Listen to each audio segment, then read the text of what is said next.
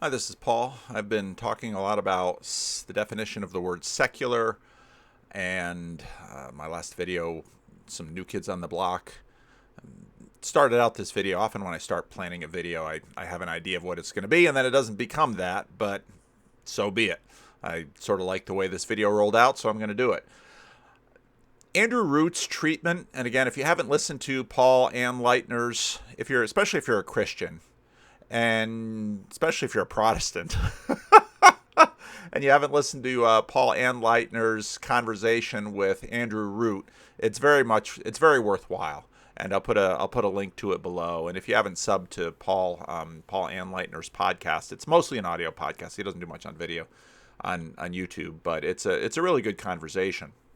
In many ways, Andrew Root is following Charles Taylor, who's followed Max Weber. It's been the dominant thesis about secularization in terms of secularization theory, and it tries to answer the question of the death of God. Why, as Charles Taylor said, was it axiomatic 500 years ago to believe in God, whatever that means, and it isn't axiomatic today? And how has this changed? And Charles Taylor has three definitions of secularity, or secular, which all sort of intersect. And Andrew Root, in this little trilogy of books that he's writing, I think does a good job of addressing it from sort of a mainline-ish perspective. Andrew Root, as my take on him is that he's sort of a tweener when it comes to the evangelical fundamentalist mainline perspective. He's further to mainline than I certainly am, but he at least has some understanding of the evangelical world. Now, the story begins with an enchanted universe. And again, I should at some point probably do a video on that chapter that I wrote for John Vervaeke and Christopher Mastropietro's book, or at least a chapter I collaborated on. And the idea is that, well, the insides of the acting world around us must be the same as the insides of me. That if I'm conscious and look around and I see other people, I think, well, they must be conscious too. And then maybe the sun is conscious, and maybe the moon is conscious, and the world is a living, enchanted place. Consciousness or conscious beings that you can and must relate to make your way in the world. And as Eric Weinstein mentioned at one point, it's better if there is no God, because if there is a God, you have to worry about what's on his mind. And that's sort of the dilemma of the ancient world, that, well, you'd better make good with Poseidon and the gods of the sea and the gods of fertility, and you'd better appease all of those gods. Otherwise, you could get in trouble. And of course, in previous videos, I've noted that when it comes to late antiquity, in fact, the pagans or the ancients are doing so much appeasement, it's costing them a fortune. And so they want to find one god to rule them all, so they just deal with that one god, and then everything will be okay. But that's very much an enchanted universe. And so in that perspective, priests and rituals make a world of sense. There are holy people and holy acts that influence God, or the gods. And if you want to make your way or get what you want in the world, you need to be connected into that great chain of sacrificial payoffs, as it were, and of morality and goods, and do the biddings of gods. And that's how you can change the world and provide for yourself and provide for your family and get what you want. And so priests and rituals, that's why they didn't recognize any of that as religion. And so, Sam Harris's observation that religion is ancient science, that's kind of 75% right, in terms of it's really more ancient technology. And, well, did it always work? Well, if it didn't work at all, they wouldn't have been doing it. They weren't stupid. And this gets into, again, a lot of the work that Jordan Peterson had done in thinking about sacrifices and thinking about the way in which human persons and civilization begin to merge in with the genetic stream and the culture stream and all of that going on. So did it work? Well, it depends what you mean by work. It worked good enough that they kept doing it for thousands of years until they stopped. mostly because of Christianity, who inherit the book of the Jews, where if you read the Hebrew creation story, which is markedly different from pagan creation stories, where there's the sun and the moon and the stars, and there are places in the Bible where those things are personified and act, but in the Hebrew way, inherited by the Christians, you don't worship them. St. Francis can sing brother, sun, sister, moon, but there are siblings, and they express the will of the Father. And so in that sense, you almost have you have basically the foundation of what will become deism and what will become our scientific world. But in the ancient world, you still had very much a divine bureaucracy. You had layers and layers of gods and powers. And again, if you read much anthropology, you can find this all over the world. And missionaries who would go to Africa and Asia and Latin America and would have to deal with this. And even going to, you have Santeria and voodoo. And so it's, and as missionaries noted, there's sort of a three-tiered universe. There's maybe the high god up there, and there's all these middle gods. And, the high god, you got to kind of stand in line. They're busy. You don't have status. You don't have access. So you deal with all these middlemen. So in voodoo, you might pay a priest to give him some rum and give him a smoke and say, okay, we'll talk to the spiritual powers and have them find my lost things, or go and hurt my enemy, or bring me wealth, or on and on and on. And that's sort of the negotiation and the transactional spiritual economy that happened in this vast divine bureaucracy. But of course, you see this is undercut and argued against in the Old Testament at every turn. The book of Judges, stop with your little shrines and stop worshiping the Baals, and centralize the official cult at Jerusalem and at the temple. And of course, with the divided kingdom at Dan and Beersheba, you're going to have official.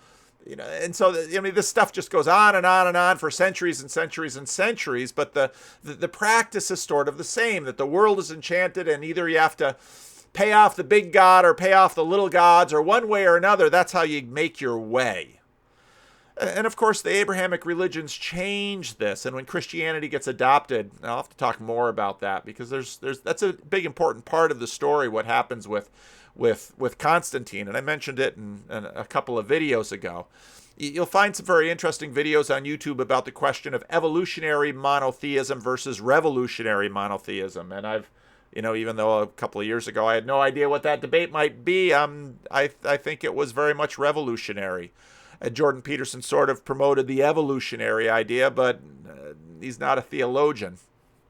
The biblical vision is that again, the sun, the moon, the stars, the earth, the land, all of these things are functionaries that are obedient to the Lord. And humanity was supposed to be sort of an intermediary, and they would have been obedient to us. The animals obeyed the man who named them. You find that in the garden story. And then with our rebellion, creation rebels against us, and now suddenly the world is at war. That's the story of the Bible. Now, after Christianity sort of won the day in the remnants of the Roman Empire, especially in the West, eventually, God seemed just so utterly faithful and reliable. And again, after the bloodletting of the Protestant Reformation, they're looking for a new basis for agreement and stability in the world. And so they sort of looked at reason and empiricism. And so the Creator delegates, and these are Christians. I mean, Europe had been Christianized for a long time by this point. The Creator has delegated administration of action in this world to impersonal functionaries that work in predictable patterns. And so this is where, we're studying, well, how can we measure gravity? And Newton comes up with physics. And so it seems that these functionaries that we find in Genesis 1, well, they're extremely reliable and predictable. Well, not so predictable that we don't need an administration of constants, as Rupert Sheldrake continues to remind us. But And this is where we get this language of laws of nature. And I know it always bothers people when I point out the fact that you can't use the word law without the implicit personification behind it. We say, well, no, I don't think of that when I think of law. Yeah, I know you don't think of that when you think of law, but it's etymology. That's where the word comes from. It's not just constants of nature, it's laws of nature. And, there's a lawgiver and then there are citizens of the laws. And so God decrees the laws of nature. And historically, that's why the language developed the way it did. Now, nature goes from being sort of a sister, brother, sun, sister, moon, St. Francis, to now this impersonal fixed thing. And you hear that when you have the governor of the state of Washington declare that, climate change isn't natural. And it's like, well, wait a minute. I thought we're part of nature. No, just for exercise of this conversation, we're excluding ourselves from nature. And you just, well, what exactly are we then? Are we the breath of heaven and the stuff of earth, as pretty much Genesis says? Oh, what's going on? And so deism sort of comes into the middle. And Francis Schaeffer and R.C. Sproul, I found this little diagram on the internet when I did an image search about deism, where, I think they basically got it right, where God is transcendent and immanent, God number one, God number two, in the Judeo-Christian vision. God is transcendent but not immanent in deism. And God made the world, sort of the clockmaker universe where God makes the world and runs off, and nature just does its thing. You have acts of nature, and nature is in a sense given a degree of agency, but not conscious agency and not real agency the way we see people as having agencies. So now nature is now a fixed set of patterns that God can but doesn't mess with. And this is where you have in the 17th, 18th, and 19th century the debate about miracles focusing on, and you even find this C.S. Lewis's book Miracles, where there are many people who are basically still in Christendom saying, well, we don't think God would do miracles because he wouldn't want to change his patterns. He wouldn't want to break his own laws. And then that sets up, well, does God make laws that he breaks? And how exactly does this work? And you can see that it's sort of a newer addendum. Modernity is developing. Yesterday I did a really wonderful conversation with Andrea with the Bangs and Ryan Bennett. That Andrea always does a little editing on her. I don't edit. I just put my videos right out, so there's no waiting. But Andrea was the connection between us because I didn't know Ryan, but Andrea had done a talk with Ryan about a year or so ago, and so Andrea had asked if I'd like to talk to Ryan. I said sure, and I want to encourage and support her. So okay, why don't you put it on your channel? And so it'll appear on her channel first, and then I'll copy it and bring it to mine after a little while. So give Andrea her hits and her views. But then Darwin comes along in the 19th century, and as Louise Menand in this book that Jordan Peterson often recommends notes that the critical thing that happens with Darwin is naturalistic. Now notice nature, the word nature has already been transformed and nature has changed in our imaginary. So now we have natural and supernatural. And again, I loved it when Alistair McGrath called Bret Weinstein on the use of that, and they're very polite and really a wonderful conversation that Justin Brierly hosted on Unbelievable. But this split between nature and supernatural, this is part of the deistic modernistic frame. This was not the ancient world, and that isn't to say that people didn't understand what miracles were, but it's this whole framing of it. And again, if you ask Jay Inslee, well, if climate change isn't natural, but you're preaching at us to stop it, well, then you're saying we're supernatural? It's sort of what you're saying. But the big thing that happens with Darwin is, well, I'll read this quote from the Metaphysical Club. For a belief that species evolve is not incompatible with a belief in divine creation or with a belief in intelligent design. Progressive adaptation might simply be the mechanism God has selected to realize his intentions. What was radical about On the Origin of Species was not its evolutionism, but its materialism, or we might say its naturalism. Darwin wanted to establish something even his most loyal disciples were reluctant to admit. This is the middle of the 19th century, which is that the species, including human beings, are created by, and you really have to think deeply about these words, created by and evolved according to processes that are entirely natural. Notice the new use of the word natural. Chance generated, chaos, chance, no intentionality. That's what we mean by chance there. And blind. What do we mean by blind? There's no saying, I'm going to develop a human being, so let's begin at this, and we're going to pass through these creatures in Africa, and then they'll go out of Africa, and a little mixture with Neanderthals, and no intentionality. There's no purpose or intentionality in it at all. It's blind. It's chance. It's chaotic. It just happens. Okay. I don't know how you necessarily can see that in a microscope. That's usually the kind of judgment that's actually a question of a pattern. Is that a pattern? Because usually we look at intentionality by virtue of patterns. And we're pretty used to human agency, so we can generally spot human agency fairly well. But is there a pattern there that we can detect that there was intentionality, or is it random? And in some ways, that's where the debate arises.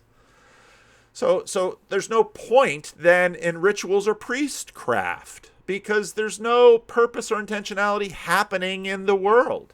If you know the laws of nature and you have access to the involved elements, you conscious agent, you provide the intentionality, because again, now we're into Jay Inslee world, because, well, now people have intentionality, so we're not nature.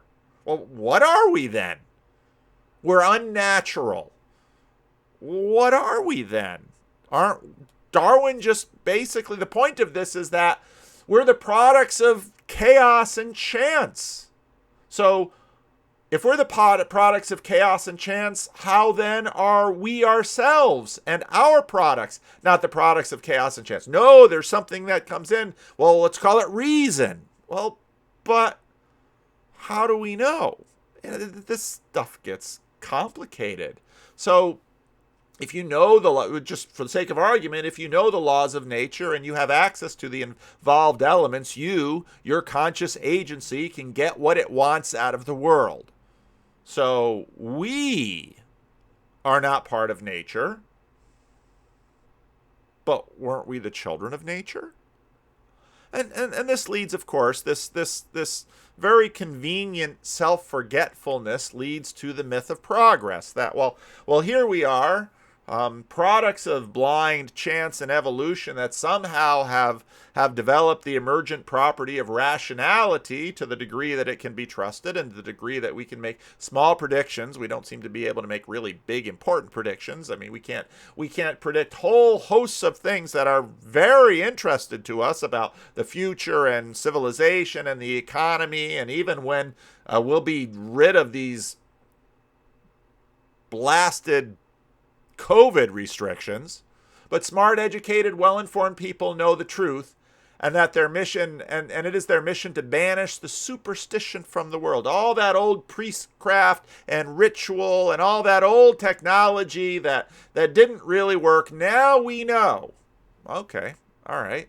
So if people would only give up those old ideas, then the world would be a better place. But as we've made, look at Clay Rutledge and his point that people sort of go back to older ideas. They go Alex Jones. They talk about aliens and astrology and energy. Energy is a real fun one. And karma and chakras and we continue to see agency and we just sort of re-enchant the world, but we sort of pick up the fixtures at a bad antique store. Oh, this one appeals to me. And whereas some of the projects that, multiple generations had devoted their best attention to, well, we throw that away and we're going to shop at this flea market, and that's where we're going to pick up our enchantment. But the enchantment we have is always sort of cross-pressured as Charles Taylor, conflicted, because there's always these nagging doubts that it's not real. It's just kind of a hobby, or for entertainment value, or for there's shows on Netflix that we can visit, and we are tourists in the enchanted world. But then when important things happen, like things in public, like politics and economics and medicine and all the important things, then we got to turn the Netflix off, and then we're back in the real world. And there's modernity, and there it's demanded that we do what's rational. And you got really smart scientists like Bret Weinstein and David Sloan Wilson. They say, hey, wait a minute, and Jordan Peterson, but aren't people also part of this system? Because people are these two-track beings. And Bret, looking at the genocidal spelling bee, as it's called, says, wait a minute, we're assassin robots programmed by genetics, but we're also programmed by memes and culture, and these two things have been intertwining for hundreds of thousands of years, and genetics has become, in a sense, sort of the servant of cultural memes and cultural evolution. And so you have Bret's two-track system. The culture runs by more complex rules than genetics, but the culture is also blindly evolving. And it doesn't mean that there aren't plenty of rational agents, rational complex agents that are seeking their own welfare in the midst of this cultural evolutionary soup. But in terms of the global culture, well, that's far too complex for anyone to manage. And even when you have tyrants and dictators that try to control it, it seems they can only kind of hold it together for a little while, and then the chaos comes back in, because there's no God in charge of history, just like there was no God in charge of evolution. It's blind. It's all happening blindly. And, well, Bret seems to keep forgetting this. And that's, if I ever talk to Bret, this is, and that's not I'm not trying to be snarky. To be human is to forget this stuff and to be sloppy with this stuff, and only to sort of be able to grasp it in our clearer moments. Because I think if I'd press him, I'd have to say, well, human evolution is just as blind, according to your rules, as genetic evolution, right? Well, they have all these agents, and they're vying for power, and they're vying for influence. But if you look at the total thing, the process, according to Darwin's laws, must be just as blind as the process before we had all this lauded rationality and agency. And that seems to be forgotten, that you continue to have real difficulty understanding what we mean by this word morality. Because you forget that there's no morality in the blind Darwinian culture code, just like later evolutions in the genetic code are not better or worse. They're better or worse. Now we kind of give a nod to Jordan Peterson's Darwinian truth. They're better or worse to the degree that their adaptation helps them to succeed. And if we apply this to cultural evolution, we're in exactly the same boat. It's the best dog always wins. The best idea always wins. The best meme always wins. And you know that it's best because it wins. Now we're, I've been listening to Will Durant's The Story of Philosophy. Now we're knocking on a lot of 19th century philosophy and Herbert Spencer. Herbert Spencer, a very big, important person in the 19th century, nearly completely forgotten in the 20th. Now, Will Durant wrote for a good part of the middle of the 20th century. He got his philosophy degree at Columbia in the early part of the 20th century. So William Spencer his name was still around today, but not heard from much now. But this vision that, well, this deep application of Darwin, now a la Richard Dawkins, well, okay, well, this is your system. Apply it to cultural evolution. You might argue that, well, we want to be moral, but moral is it really different from just winning? Now, we want to be nicer and kinder. Well, okay, we'll get to that in a minute. Because evolution, both tracks, is blind, right? Now you have lots of non-blind beings in the mix, but again, the overall process is emergent, right? And so it's the competition of these of people within the cultural frame. There's no species improvement or progress, just adaptation. And so there's no moral improvement in the culture meme evolution, just adaptation. And we're all, Bret and Heather included, I mean, every day they're on the YouTube with their podcast. But we're all just instantiations of cultural evolution vying for the survival and cultural interests of the ideas that have captivated or are possessing us. We're just, we ourselves are just, in a sense, the hosts for these ideas. If you read the New Testament, you might be tempted to say, we're just the hosts of these principalities and powers. We're battling not against flesh and blood, Ephesians 6, but principalities and powers. That's what Bret and Heather aren't trying to fight against people per se. They're only fighting against people to the degree that the people have ideas that they're in adaptive competition against. And so what's happening on YouTube is just, sort of a virtual forum analogous to the Serengeti hundreds of thousands of years ago. But instead of teeth and blood, it's ideas that are battling. Well, shoot. Think about the ancient world. When the armies of Israel and Babylon were squaring off against each other, Israel and Nineveh, and Israel kept losing. The armies of Israel and Nineveh square off against each other, and Israel loses. Well, the gods of Nineveh win. That was the idea. Have we changed that much? It seems we're sort of doing the same thing now. Now here's a picture of Bret in sort of his, if Bret were a superhero, this would be his origin story. Not his origin story, but his origin story for fame. He's trying to reason with the students at Evergreen, but, well, they've been possessed by an ideology, by an idea, and reason lost. Consciousness and its fruits are themselves subject to impersonal mechanisms beneath them. Bret is just motivated by the sum of the forces that created him. The students the same way, and that's his complaint. The university has shaped the students to behave this way, and it's a bad idea. And so it's competition of the principalities and powers and the gods that are not. Well, how does Sam Harris imagine the ancient gods to have been?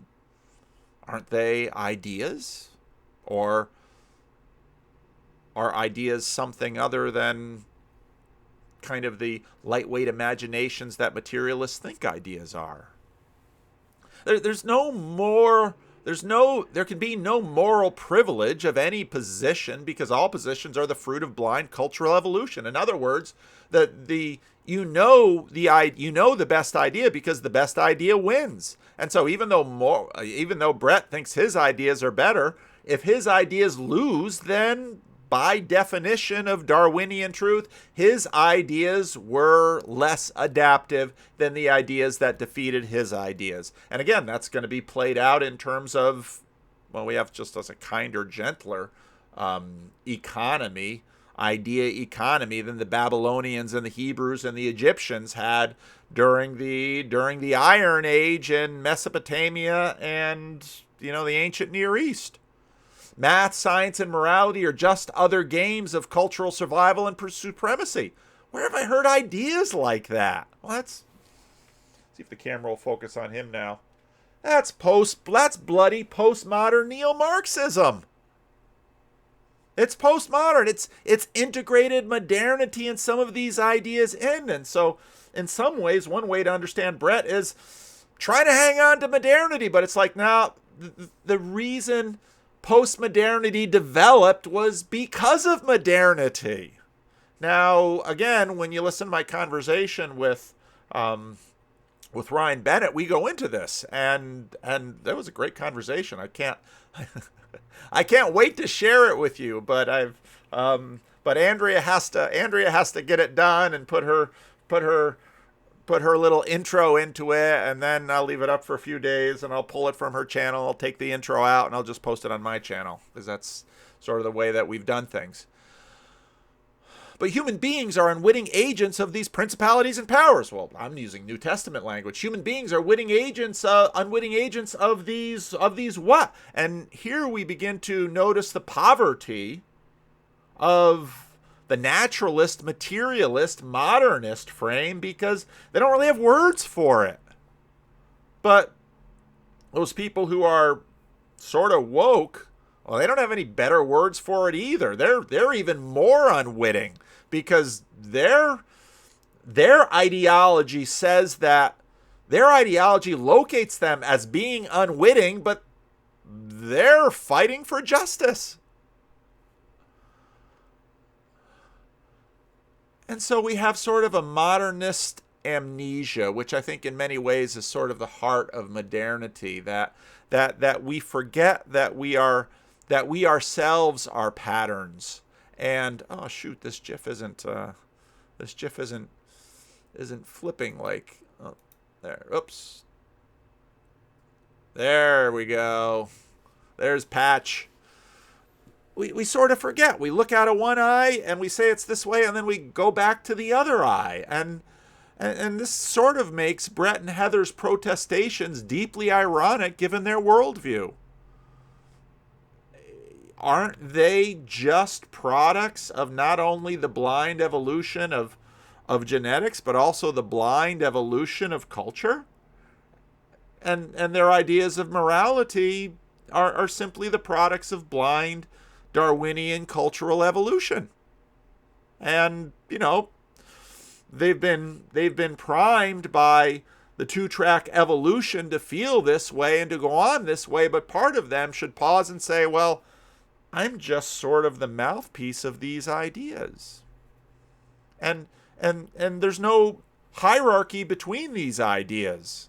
It's one idea or the other. And the best idea will win in the long term. And of course, we think we have the best idea, but so we forget ourselves. But that's sort of the heart of modernity, because we forget that we're a pattern seeing a pattern. And that's where, as I've mentioned many other times, well, you have to recognize that you are a pattern seeing a pattern. And, well, how do I know that my pattern that I'm seeing through isn't monkeying with the pattern I'm seeing? That I don't have a monarchical vision on the world, that I don't view the world from no place, that I have agendas, how do I know I'm not just speaking out of white privilege and a desire to see this system that has certainly benefited me and benefited my family and benefited people that I share a certain degree of identity with.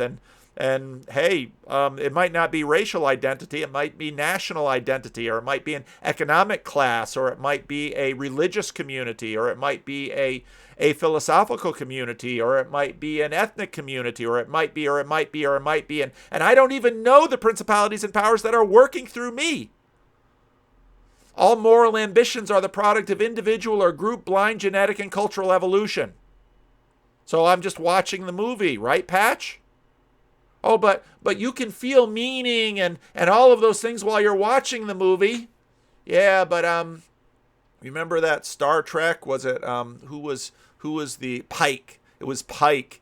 He was in that 1960s futuristic wheelchair, just there with a blank gaze looking off, and the aliens were taking care of Pike, and it's kind of locked in syndrome. I'm completely subject to the principalities and powers, and I can't stop promoting. I'm a non-player character. Now, this is where Alistair McGrath kind of wades in and says, well, okay, well, what's the telos of your game? What's the end? What's the good? What's the thing that really this whole thing relies upon? Well, maybe Bret and Heather are just trying to maximize happiness for their Homo sapien cohort and the most happiness for the largest possible number of people for the longest possible period of time. It's not a bad goal. The opposite of the goal certainly is a lot worse. The least happiness for the smallest group of people for the shortest possible time. That sounds absolutely sadistic. So, but this is in a sense modernity's dead end. This is as far as it can go. And it's undermined by the hermeneutics of suspicion. And it's also undermined by the meaning crisis, because at some point, Jordan Peterson or John Vervaeke or how many others or Dostoevsky comes around and says, hey, wait a minute. People don't live for happiness. They live for meaning. Well, what does meaning mean? Ask John Vervaeke. He got 50 lectures for you. It's an evolutionary and cultural. This is our evolutionary and cultural code. This is the creatures we are, and we know ourselves to be by science. And then Dostoevsky looks at this and notes from the underground and says, hey, wait a minute. We smash our brave new world out of spite.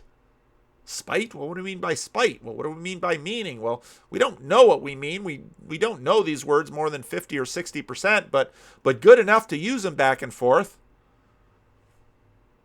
If I just live being satisfied, having all the food I need and having all the Netflix I need and every want is satisfied to me, pretty quickly. It's the thing that's rejected from me, right? What's his name with the private island? Who friends with Bill Clinton and Donald Trump? Conspiracy theories. Yeah, well, now it's underage girls because it's one thing I'm not allowed to have, so it's the one I want. Spite, Dostoevsky says. And this explains the sacrifices of happiness that Bret and Heather are making to make the world a better place through politics and science and culture. And they don't have to sit there in front of the camera and, well, maybe they need their Patreon money. I don't know. But, they don't need to do this. They're sacrificing for the cause and giving money to Unity 2020. And in another couple months, it'll be Unity 2024. Or 2022 if they're getting into the midterms, or, and I kind of expect Bret to run for office. That's my guess. Because if you don't have religion, it's almost always politics. That's running downhill from it. But it feels meaningful and even rewarding to fight for even a losing cause. Meaning trumps happiness. There's no question about it. Scientifically. But what if religion offers both meaning and happiness? Well, of course, Gad Saad says, well, I'm a purist, so I go with truth. And how do you know what truth is? Isn't that also a product of all this cultural blind evolution? Well, maybe you know little chunks of it, but you're really dealing in very big pictures that you can't find in a microscope. You're really, along with the rest of us, as David Sloan Wilson tries to rather unsuccessfully impress upon Gad Saad that, no, it's this, my best language for it right now, symbolic, dramatic, liturgical, imaginary. I know that's terribly unwieldy, but it's maybe getting close to a fancy Vervaeke word. It's symbolic. That's right, but it's dramatic. We act it out. It's liturgical. We act it out religiously, and it's in the imaginary. And this is the realm that we commonly inhabit. And again, these are atheistic scientists promoting this. And you might say, "Oh, you sneaky pastor and your principalities and powers." I'm just mapping what they're saying on stuff that I find in the Bible, because that's what I know. Gad Saad won't have it, but he sure seems subject to it. He's on YouTube with his agenda too. He's he's there in both, with both hands in meaning and deriving a degree of satisfaction from meaning, even if he's exchanging some happiness for satisfaction. He too is a product of blind genetic and cultural forces, but will have to sacrifice his utilitarian credentials too, because the goal is not truth, but meaning. And this is sort of where we come back down to Andrew Root, because utilitarian religion tends not to work well. Ask Auguste Comte, and he said, okay, well, let's set up the Roman Catholic Church just with rationality, and we'll have our Sunday assemblies, and we'll do this, and we'll have a rational religion, and it doesn't work. And in some ways, that's kind of what the Mainline has been doing. But that now the essence of religion switched to morality, and then just morality, and then it just becomes pure morality, and then it just becomes sort of a cheapened politics with rituals because people feel meaningful. And it reminds me of that brother and sister in an emergency room when a loved one is dying, and they embrace each other and they sing, "You got to know when to hold 'em, know when to fold 'em, know when to walk away, know when to run." And I just thought, both of these individuals grew up in church. Church has done a lousy job for these two, because this is the most meaningful song they can think of, is this drippy Kenny Rogers song about poker playing. Well, poker playing is a metaphor for life. Yeah, I get that. And I get folk religion, and I get the fact that this stuff connects with us, but it says a lot about their cultural formation. And it says a lot about how the church, this church, before I got here, but hey, fair enough, I'll own it, didn't give them a better song they could sing when they were embracing in that moment. Now they're brother and sister, and these things happen in families, and I get that, but that's my point. Utilitarian religion is crappy, and the reason it can't stand a candle to even all sorts of other religions that you might mock or that I might mock. Scientology works better, and it's a scam. Utilitarian religion doesn't work. You have to really believe. You have to really believe that. Can you forget how you got there? Can you exercise those doubts? Might you become what you denounced earlier? That's sort of where we're at modernity's dead end. The church got there first in some ways, and has been dying before modernity. And in a sense, the death of the church that we've seen is the harbinger of the death of modernity. And ironically, one side is killing the other.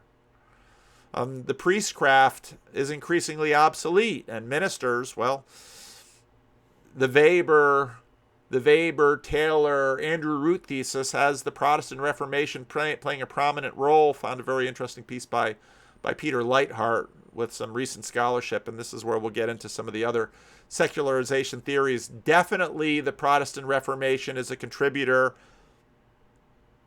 but also a symptom of what was happening.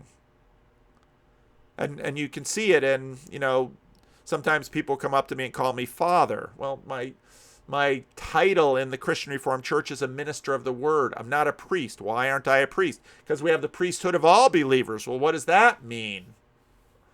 That means that, again, sort of a one-speed, flat Protestant vision of we're going to have a whole holy city, not just holy people in the midst of an unholy group, and where we have different standards on pastors we still have that in the Protestant church, don't we? Different standards on college presidents whose wives like younger men and they like watching and the Protestants couldn't quite fully pull it off.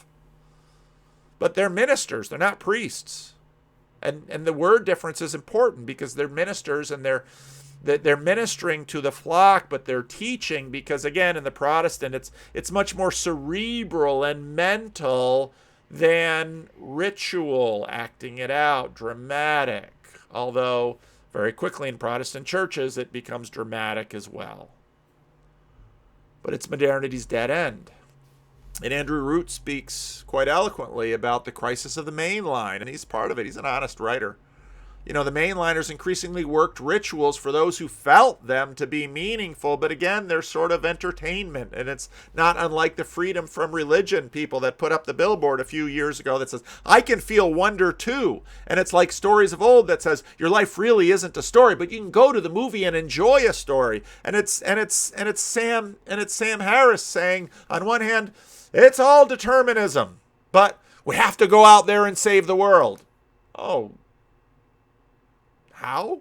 Really? Didn't you just saw off that branch you were sitting on? But, you know, the fundamentalists have their own problems. And it's still, Esther's tweet about Jerry Falwell Jr. still rings. This was before the big allegations. I have a modest proposal for Jerry Falwell Jr. Try being a fundamentalist for a day. In some ways, the fundamentalists continue to win because they're actually not feeling so cross-pressured. They're living in it without kind of the internal dissonance. And maybe Bret and maybe Sam are too. Maybe deep down we're all fundamentalists. Maybe the science talk is actually just a lie, or just maybe the science talk is LARPing. Maybe the science talk is sort of like dressing up to go to Star Wars. Because you can't really pull it off. You can't really live in it. But you don't even know you're doing it. Maybe it's sort of always LARPing unconsciously. But fundamentalists themselves, they have their own cross pressures, and the technology and the social fruits of modernity keep luring them in. You know, and I always find those incongruities. I've mentioned them in previous conversations where, you know, I don't believe in evolution or any of that modern biology, but doggone it, when they got cancer, they're right in there getting chemo. Well, where do you think those models come from? Comes from all of these doctors that were taught evolutionary models. They're not worthless. They can't be. But how do you regard them? Are they blind? And so here we are. And I think in some ways the most honest thing is just to own how little we know. But we don't act like we know little because we have to act. And so we go with our best guess and we try to figure it out. And so, of course, John, with his religion that isn't a religion, he's seeing the dilemma. And so establish an ecology of practices that afford meaning and self-transcendence and all of the things that religion offers in community and dialogos, where we talk together and we try and grow. And I'm down on that project. I'm down for that project because I'm learning a ton. And John isn't allergic to religious people. And I'm not allergic to irreligious people because, truth be told, in many ways, aside from the professions we're making, we've got a whole lot more in common. And that, again, is the story of the West. And Glenn Scrivener is doing videos on that Christians are far more secular than they want to admit, including fundamentalists.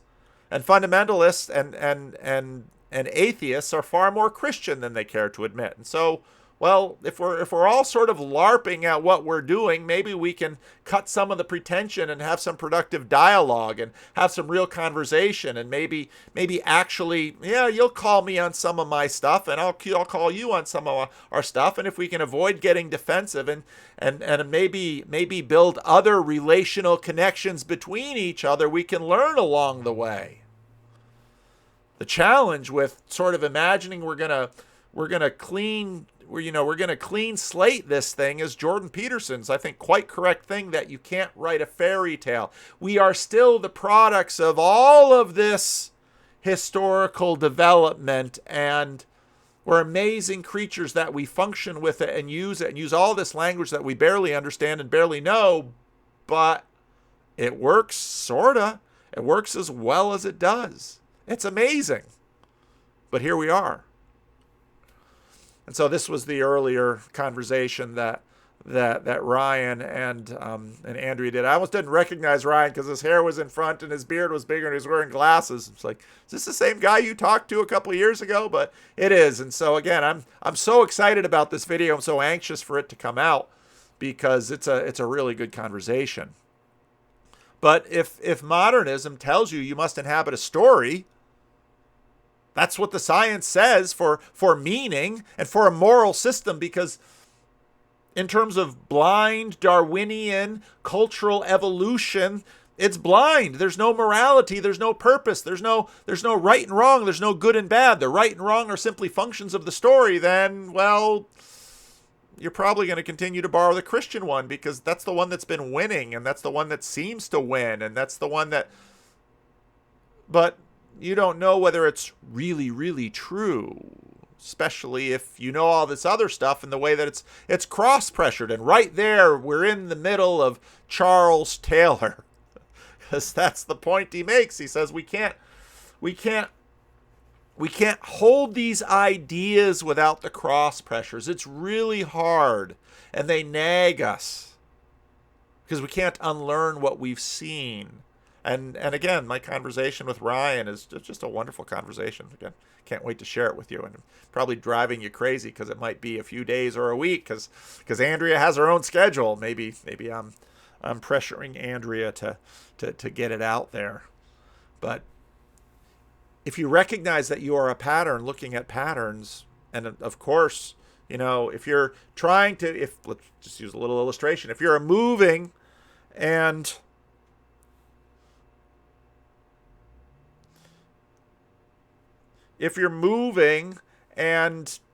you're a pattern looking at patterns, well, you can't fool yourself because I know that I'm moving and I know I'm distorting the patterns, and so I can't really be expected to judge the pattern. So we'll have more people look at it, and we'll try and isolate variables, and we'll try and do as much science, and that's a powerful tool, and we'll act as if we have a monarchical vision, and we'll do the best we can, and we'll have these little gains in small places, and we'll try and get a big picture, but we always know that that's sort of where we are and what we're left with.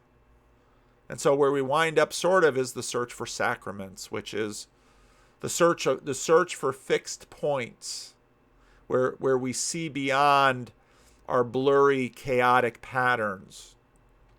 Islamic fundamentalism, I think, in many ways is this, because I remember looking at the fact that these were not people, these are not Bedouins in the desert who were flying planes into buildings. These were Osama bin Laden is part of the Saudi royal family that had a Western education, and these were the best and the brightest of their generation who had been to school in France and the UK.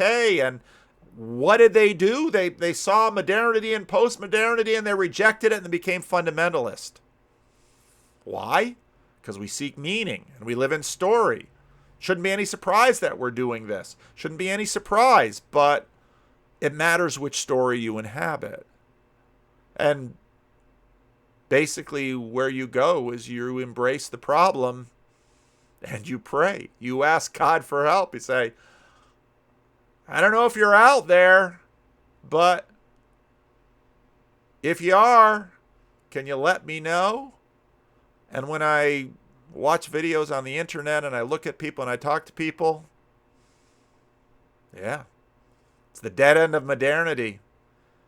It's run smack dab into religion, and it isn't going away.